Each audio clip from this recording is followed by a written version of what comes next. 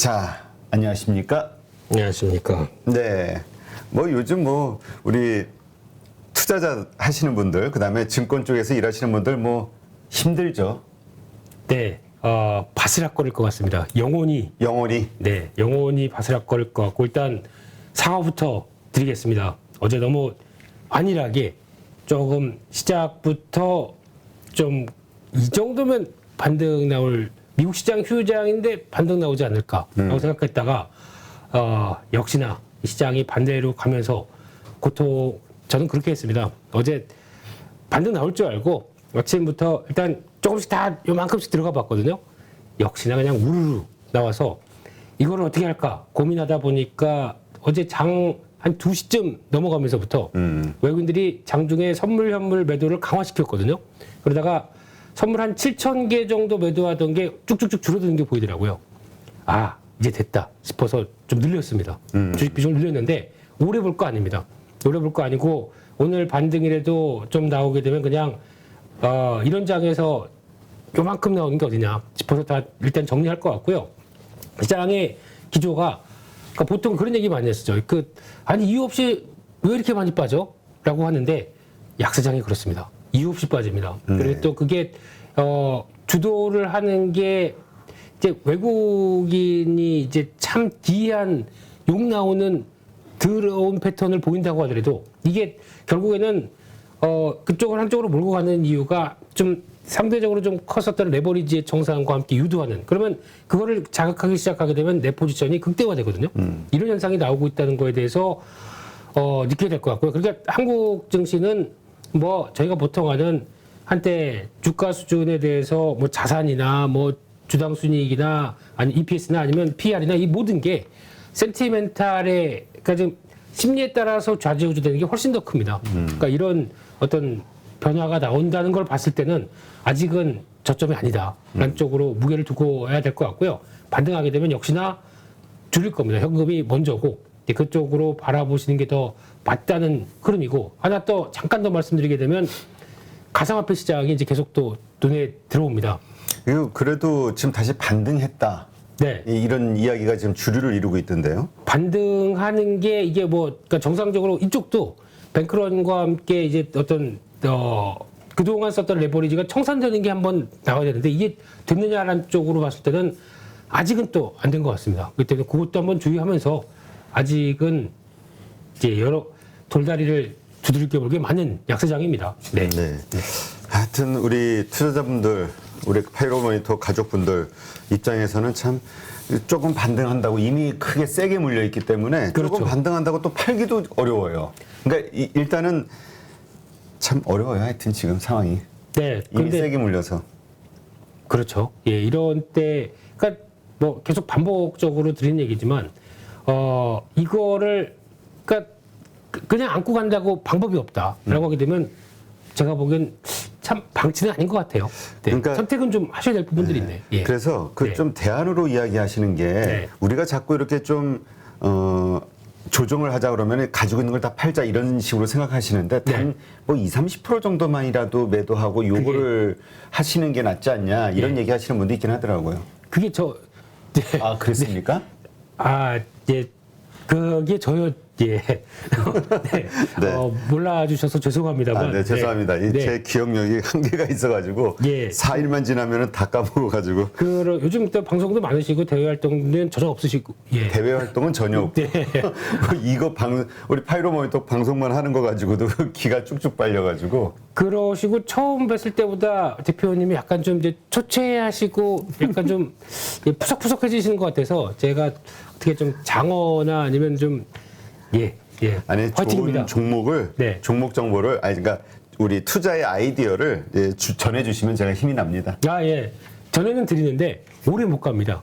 그러니까 짧게 보자. 지금은 짧게 봐야 됩니다. 그게 최선인 것 같습니다. 네. 알겠습니다. 네. 자, 일단 한번 오늘 나스닥 시장은 안 열렸으니까. 네. 지금 뭐 우주항공주 다시 뭐 21일 오늘인가요? 네. 오늘 4시 발사하는군요. 네. 그래서 이쪽이 어제도 그동안은 며칠 좀 밀렸고 그러다가 다시 이제 반등 기조가 나오는데 4시다 보면 오늘 그래도 이런 상황 쪽에서 아직 실망감은 아니겠죠. 기대감이 먼저겠죠. 그래서 약간 오늘 장중에는 좀 움직일 것 같습니다. 근데 움직임을 이게 저희가 이쪽도 반드시 성공한다. 뭐 네. 지난번에 한 90% 성공했기 때문에 이번엔 그냥 쭉쭉쭉 해서 그냥 하늘로 날아서 궤도에 안착한다. 이거를 보게 되면 참 좋겠지만 또 사는 게 또 그렇게 아니죠. 그렇죠. 또 어떤 또 상황이 나올지도 모르기 때문에 이 성공 여부에 따라서 물론 성공하게 되면 내시다 보니까 뭐 시간의 상황 성공했을 때 시간의 상황과 뭐 그 다음 날 또 강하게 나올 수도 있는 변화긴 하지만 이게 워낙 또 오늘 바람은 좀 안 분다고 하죠. 네, 그리고 그나마 성공 가능성은 좀 높다고 얘기를 하는 것 같은데 그래도 변동성은 클 수 있다라는 쪽에서 아마 오늘 뭐 그걸 기대하고 사셨는데 종가까지 좀 강하다. 그러면 저라면은 최소한 반은 팔고 그 반만 가져가서 그 성공 여부를 대응하는 게 맞지 않나. 근데 난 잘 모르겠다. 리스크 관리를 해야겠다라고 하게 되면 이쪽은 그냥 뭐 성공한다고 하더라도 짧게 그냥 대응한 정도로 마치고 나와야 되지 않을까 싶고요. 한번 패턴을 보게 되면 대표적으로 많이 얘기하는 종목이 한국항공우주, 한화에어로스페이스 이런 쪽이죠. 네, 그렇죠. 네, 근데 한국항공우주 너무 많이 봤기 때문에 한화에어로스페이스를 잠깐 보게 되면은 지금 한번 어떤 연기됐다라는 관점 쪽에서 한번 쭉 밀렸습니다. 그러다가 지금은 중기 지지권 안착하려고 무지 노력하는데 아직은 여의치가 않은 상황들이고요.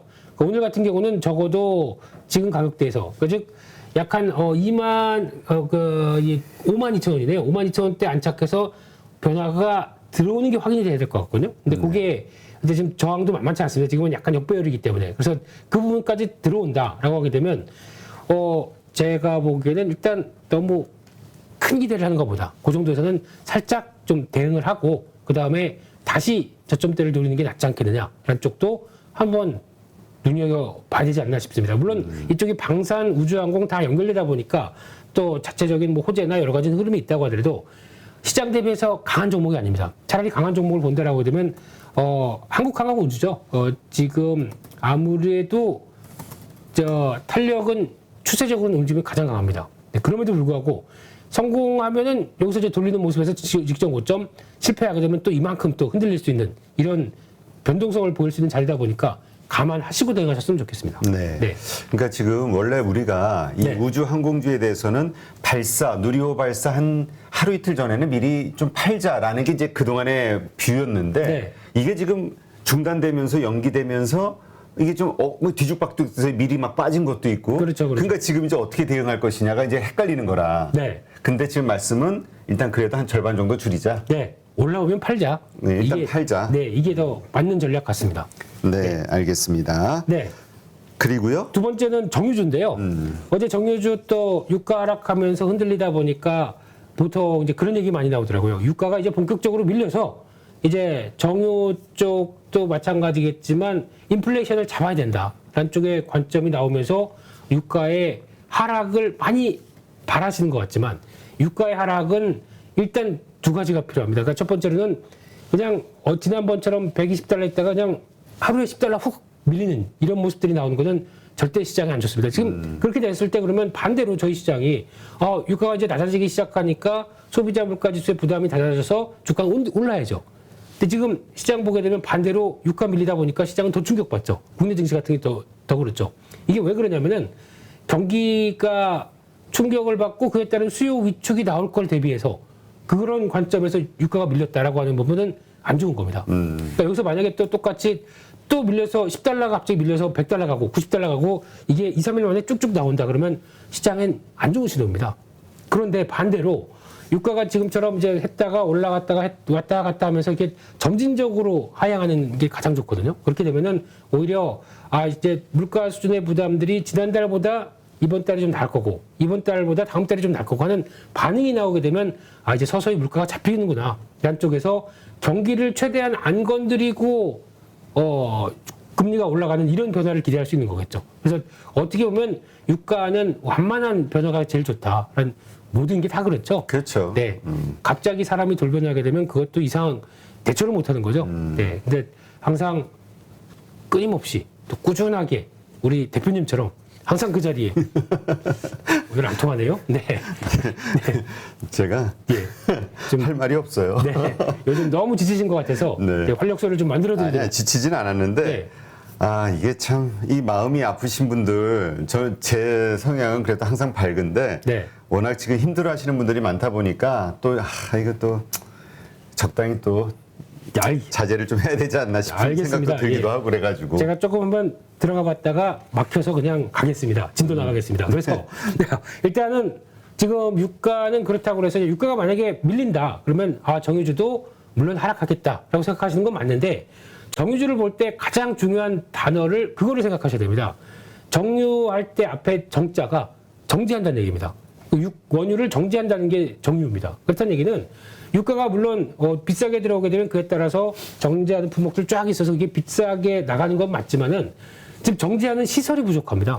그렇죠. 네, 미국도 마찬가지고 그러니까 전 세계적으로 정제 시설 같은 경우는 미국은 거의 뭐 30년, 50년 된 설비 가지고 정지하는데 여기서 이거 세고 저거 세고 또 고쳐야 되고 그러면은 이것도 가동률이 저희가 보통 얘기하듯이 유지 보수하고 그 다음에 또 100%까지도 못 올라옵니다. 이런 거는 하도 정제 시설이 좀 불안하다 보니까 그러면 가동률 많이 해봐야 80~90%라고 해요.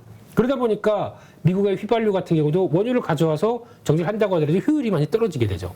지금 미국의 휘발유 재고는 꾸준히 감소하고 있습니다. 그래서 과거 2019, 2020년도는 물론 코로나 쪽이긴 하지, 코로나 기간 동안에 이어졌던 팬데믹 상황에서 나왔던 재고니까 비교를 할 수 없다고 하더라도 2019년도와 흐름을 비교한다고 하더라도 상당히 많이 빠져 있는 상황들입니다. 이거 채워놓으려면은 원유 갖다가 계속 가동을 해야 되겠죠. 그렇죠. 네, 근데 정유 입차 입장 쪽으로 보게 되면은 이런 정제시설, 특히 정제시설은 고도화된 게 제일 좋거든요. 그래야 처음부터, 그러니까 원유를 갖다가 정지하게 되면 맨 처음에 LPG가 나옵니다. 네, 그 저온에서. 그리고 LPG 나오고, 그 다음에 휘발유 나오고, 납사라고 하는 석유화학 쪽에 나프타죠. 이쪽 나오고, 쭉 해서 나중에 찐득찐득한 벙커시유, 뭐 이게 아스팔트 까는 뭐 이런 것들 나오기 시작하는데, 이 단계가 제대로 고도화가 안 되게 되면 안 된다는 얘기죠. 그렇죠. 네, 그렇기 때문에 이런 정제 시설을 잘 갖춰서 그래도 만약에 무슨 중남미의 황이 함유가 높은 그런 게 들어갔어도 비용은 좀 든다고 하더라도 잘 정제해서 깨끗한 제품으로 나오는 이런 고도화된 정제 설비가 중요하다라고 하게 되면 이거 잘하는 나라가 요 조그만 한국이 제일 잘합니다. 이런 거. 그래서 물론 글로벌 5위 정도 됩니다. 우리나라가. 그럼에도 불구하고 정제 시설은 상당히 좋다고 얘기를 하더라고요. 그러면 그런 쪽에서 나왔을 때에 대한 변화를 보게 되면 여기서 이제 체크할 거는 유가도 물론 움직임이 중요하겠지만 정제 마진 체크하는 게 제일 중요합니다. 특히 국내 복합 정제 마진이 있고 싱가포르 복합 정제 마진이 있는데 최근 기준은 국내 복합 정제 마진이 훨씬 더 높습니다. 지금 거의 30달러대 근처까지 있습니다. 그러니까 이런 부분들도 체크하면서 정유주는 유가가 급락이 나오지 않는 이상 그냥 거의 어떤 패턴이 고점에서 좀 쭉 무거워진다고 하더라도 권역 유지된다라고 되면 정유주는 계속 저점에서 노려봐야 되겠다라는 쪽으로 말씀드리겠습니다. 네. 근데 하여튼 이 유가가 변동성이 커지고 있잖아요. 급락이 됐든 요즘 뭐 급등이 됐든 급락이 됐든 뭐 이렇게 되고 있으니까. 네. 근데 이러한 환경 변화에 따라서 관련된 주식들이 하루아침에 딱 같이 급락하거나 막 이렇게 될 가능성이 있다는 것도 그렇죠. 좀 염두에 왜냐면 지금 관련해서 너무 많이 올라왔잖아요. 정유 관련주들이. 너무 많이 올랐을까? 한번 볼까요? 아니에요? 네. S-OIL입니다. S-OIL을 보게 되면은 일단 너무 많이라고 하게 되면 여기 와 있어야겠죠. 정고점을. 네. 이때보다 지금 실적이 자, 요즘 또 실적 갖고 얘기하게 되면 항상 피크아웃 당하기 때문에 제가 그렇긴 하지만 2018년도 10월 달에 고점이 13만 9천 원이었습니다. 그러면 14만 원대 부분까지 갔었죠. 근데 이때보다 지금이 그러면 실적 한번 볼까요? 지금 정유주 실적 2018년도의 동향을 보게 되면은 아마 그때보다 지금 연간 기준으로 볼게요. 그러면 그때 1조 영업이익이 1조 8천억, 6천억대 여기서 왔다 갔다 했습니다. 그리고 확 꺾였죠. 지금 그때보다 2배가 더 나옵니다. 이건 보수적인 거예요. 보수적인데 아마 한 4조, 5조까지 나올 수 있다고 보여지는데 그보다 훨씬 좋은데 왜 주가는 안 갈까요? 이게 그러니까 시장에서는 저거 그냥 피크아웃 이러한 쪽에서 만약에 유가 빠지게 되면은 저것도 뭐 정유주도 그냥 별 수 있어? 라고 하는 기저가 있다 보니까 이렇게 나온 건데 그러면 그럼에도 불구하고 유가가 그럼 하락해서 그렇게 당연히 나올 거라고 생각하는데 외국인들은 왜 이랬죠? 예. 계속 사고 있습니다. 계속 사고 있다. 네, 그래서 이런 것도 봐가시면서 아마 시장에 대한 그러니까 어떤 유가와 함께 또 이 정도 가격도 눌리면 온다 그러면 만약에 지금 가격대 보게 되면 또 이 정도쯤 들어오겠죠. 11만 원대, 10만 5천 원대 이 정도 들어오겠죠. 근데 이런 어떤 유가나 어떤 특정 상품에 따라서 움직이는 종목이다 보니까 변동성이 커서 그에 따라서 말씀드리는 게 부담스럽긴 합니다만 체력들은 예전보다 비교할 수 없을 정도로 훨씬 좋다.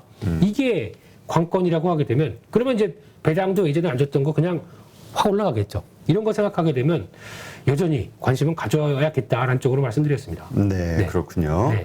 네, 이 화학주나 이 네. 정유주에 대해서 가지고 있는 투자자들의 그 불안감을 이렇게 얘기를 들어보니까 네.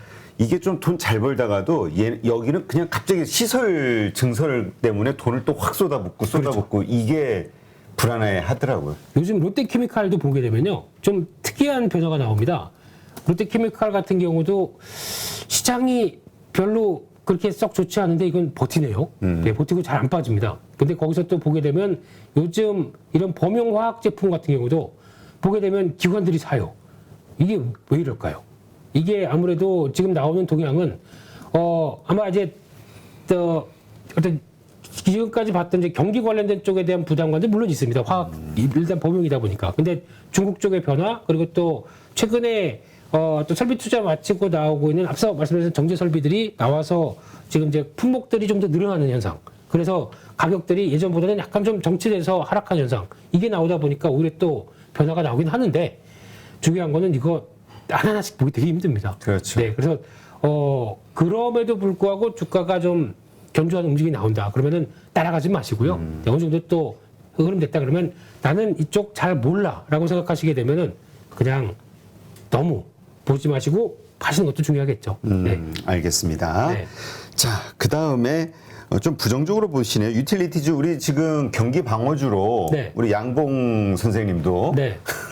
유틸리티를 경기 방어주 하나로 좀 관심 가져야 되지 않냐 이런 얘기가 나왔었는데 네. 다른 의견을 가지시네요. 네, 이거를 그러니까 대표적으로 한국전력이고요. 거기다가 뭐 요즘 그 전력, 가스, 그다음에 통신 뭐 이런 쪽 있죠. 기관 산업과 함께 경기 방어주의 성격들. 근데 이거를 일단 한국전력이나 한국가스공사도 마찬가지겠지만 이쪽은 기반으로 보게 되면 정부가 이제 어떤 정책을 가져가느냐가 중요한데 이 상황 쪽에서 만약에 한전을 살리기 위해서는 그 가격 전기요금을 올리게 되겠죠. 전기요금을 올리게 되면은 이제 두 가지가 타격을 봅니다. 첫 번째는 산업, 전기 많이 쓰는 산업 같은 경우는 비용이 좀 더 늘어나다 보니까 어떻게 보면 지금 한전을 살리기 위해서 네. 지금 기업들을 좀 끌고 갔던 경향들이 높죠. 여기서 만약에 전기요금 올린다 그러면은 비용들이 더 높이 발생하고 대표적으로 태양광 같은 게 그래요. 전기를 가장 또 많이 쓰는 업체 중에 하나거든요. 태양광 업체들 같은 경우는. 그러다 보니까 거기서 나오는 쪽을 컨트롤하지 못하게 되고 가게도 부담이 늘어나고. 근데 뭐 전기요금 늘어서 얼마나 늘어나냐 얘기하시는데 그때 대표님과 얘기하셨던 영국의 케이스. 한 달 전기요금 10만 원, 20만 원이라면서요. 이 정도 부분까지 나오는 전력의 요금을 어떻게 보면 저희가 혜택을 누리고 있지만 반대로 보면은 한국전력은 손해를 보고 있는 거죠. 누가 하나는 손해를 보고 있는데 이게 영업적자 올해 23조 얘기라고 합니다. 아, 엄청나네요. 엄청나죠. 그럼 이게 다 저희 세금입니다. 결국에는 이걸 가지고 공기업이다 보니까 이게 만약에 민간 기업이었으면 파산했죠 벌써. 네, 근데 공기업이다 보니까 그를 중심을 두고 어떤 파장들을 보다 보니까 정부가 전기요금을 올리고 싶어도 최소한으로 움직일 수밖에 없다고 하게 되면 주가가 제대로 될까요? 거기 박스권 쪽에서 기대감 움직였다가 다시 나왔다가 이런 정도. 그리고 또 그러다 보니까 자산의 자구책, 매각 얘기도 많이 나오더라고요. 근데 그것도 이렇게 안 좋을 때 해야 되죠. 잘못하게 되면. 그래서 그런 것도 생각한다라고 하게 되면 너무 모멘텀이 강하진 않을 것이다. 라는 쪽에서 바라보시면서 정부 정책에 따라서 휘청일 수밖에 없는 현상들. 상대적으로 통신주도 많이 얘기하는데 그러게 통신주가 우리 보통 경기 방어주 하면 한전보다는 여기는 워낙 무거우니까 통신주를 많이 떠올리잖아요. 네, 근데 전 통신주를 한 번도 매매해 본 적이 없어가지고요. 그래요? 네, 이거는 그냥 경기 방어주라는 얘기는 대피하는 정도입니다. 그러니까 잘 변화가 없다는 얘기죠. 그렇죠. 크게 변화가 없고 그러다가 시장은 밀리는데 그래도 나는 뭐 한 5% 돼서 방어했다. 그리고 배당 받게 되면 그냥 뭐 뚠뚠이다 이렇게 나올 수 있는 건데 그렇게 방어적으로 매매해 본 적이 거의 죄송합니다. 예, 알겠습니다. 예. 부정적이신 걸로. 네. 네. 아까 정유주 S51 그래서 네. 오늘 이 가격이라면 들어가도 됩니까? 라고 질문을 주신 분이 있어가지고 지금 가격이면은 딱 저희가 보기엔 이제 보초병 정도만. 보초병 네. 정도만. 저는 만약에 이게 흔들림이 나와서 이제 아마 왔다 갔다 하는 정도가 나온다 그러면은 아마 11만 원대 밑에서 그러니까 출렁임이 나왔을 때 한번 들어가는 게 좋지 않을까 싶고요.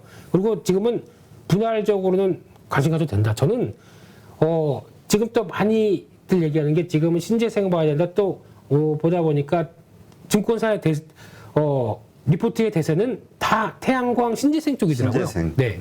근데 저는 반대, 그보다는 이게 더 급한데, 당장에 급한 거는 지금 이제 신재생 뭐 태양광 설치하고 풍력 설치해봐야 이것도 시간 걸립니다. 1년, 2년 걸린다고 하더라고요. 가장 빠른 게 태양광이라고 하더라고요. 효율도 그렇고.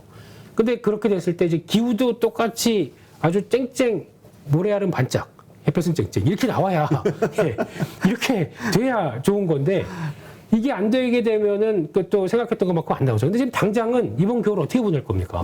이게 핵심이거든요. 그러면 지금 보면은 천연가스 같은 경우 재고가 살짝 늡니다. 유럽 같은 경우는 도저히 안 되겠으니까 쌓아놓고 있습니다. 천연가스를. 그렇죠. 네. 근데 천연가스를 쌓아놓기 위해서 그러면 또 저장 시설부터 그러니까 갖고 왔던 배에서 갖고 왔던 거를 그 어떻게 보면 액화하고 기화하고 하는 시설까지 다 필요합니다. 이렇게 되면은 그게 이제 터미널과 저장 터미널 그리고 또 수출 터미널, 수입 터미널 다 이제 연결돼야 될 부분들인데 그것까지 생각하게 되면 국내에서 잘하는 업체들이 많습니다. 예, 그런 것도 같이 보시면서 이제 건설주랑도 연결될 수 있는 부분들이거든요. 그런 것도 한번 보시면서 수주 나온다, 물고 터진다, 건설주도 바뀔 수 있습니다. 네, 그렇군요. 네. 자, 지금 어제 외국인이 산 종목 가운데서 삼성 엔지니어링을 픽을 해오셨네요. 요게 방금 말씀드렸던 깜짝이야. 예. 너무 집중했습니다. 죄송합니다. 이게 해당되는 거죠. 예. 네. 예, 삼성 엔지니어링도 보면은 이게 그러니까 과거에 한때는 해외 쪽에서 플랜트 하다가 저가 수준 많고 고생했었는데 이 정도까지 주가가 내려왔고 하는데 항상 패턴을 보게 되면은 이제 수급 때문에 왔다 갔다 하다가도 어느 정도 빠졌다 싶어서 변화나오게 되면 외국인들이 다시 돌아오게 되면 우리 주가가 안정받고 돌아가는 경우가 좀 있더라고요. 네. 근데 그런 쪽에서도 여전히 수주와 관련된 지금 동향을 보게 되면 그래도 건설주 쪽에서 지금 보면은 작년에 한 5천억대 순이익 냈고요. 6천억대. 그래서 꾸준하게 우상향되는 쪽이 그나마 한 이쪽의 축이다라고 하게 되면 계속 관심은 가져야 될 것 같아서 그렇다고 지금 바닥이 확인된 건 아니거든요. 그렇죠. 그래서 확인되는 과정 보고 거기서 한번은 관심을 가져야겠다라는 쪽은 그러니까 이게 상대적인 관점이죠. 일단 지금 추세는 하락 추세. 맞습니다. 예. 네, 그거는 염두에 두시고 그럴 변화가 나올 가능성이 있다라는 쪽으로 보셨으면 좋겠습니다. 근데 그 과거에 그 인플레이션 그다음에 금리 인상기에 네. 그 돌파했던 어떤 데이터를 네. 어느 분이 가져오셨더라. 근데 보니까 우리가 중동의 오일 달러로 이 위기를 극복했다. 그렇습니까? 김민수. 김민수. 오, 김민수. 네, 울컥했습니다. 예. 아이고, 답답해졌겠습니다. 웬 투자 아이디어는 많이 드렸는데. 그래서 예. 그때 말씀하셨던 게 그 해외 쪽, 그쪽 중동 쪽의 플랜트라든가 이쪽에 대한 비전을 가지고 있는 곳들, 그런 건설사들을 한번 보자 하셨던 것 같아서 그 예. 가운데 삼성 엔지니어링이 들어가 있습니다. 예. 그냥 그 정도로만. 네. 그 외에 또 어디가 DLENC도 거기 포함되잖아요. 들어가 있습니다. 예. 그 다음에 또 어디가 있죠? 현대건설. 현대건설. 같은 경우도 들어가 있고. 뭐 GS도 요즘에 과거 대비해서는 좀 위축됐다고 하더라도 잘합니다. 국내 업체들이. 근데 이게 이제 만약에 지금 수주하게 되면은 또 환율 효과까지 같이 나올 수가 있겠죠. 그래서 여러 가지 측면 쪽에서는 내수가 좀 주춤돼도 또 돌파할 수 있는 돌파군이 있다. 그게 한국의 힘. 네, 주식시장도 오늘 힘을 보여줬으면 좋겠습니다. 네, 오늘 기대하겠습니다. 네, 감사합니다. 네, 수고하셨습니다. 누구나 1시간 안에 200개 종목에서 좋은 종목을 고를 수 있는 그런 능력을 배양할 수 있도록 제가 도와드리려고 그렇게 하고 있습니다.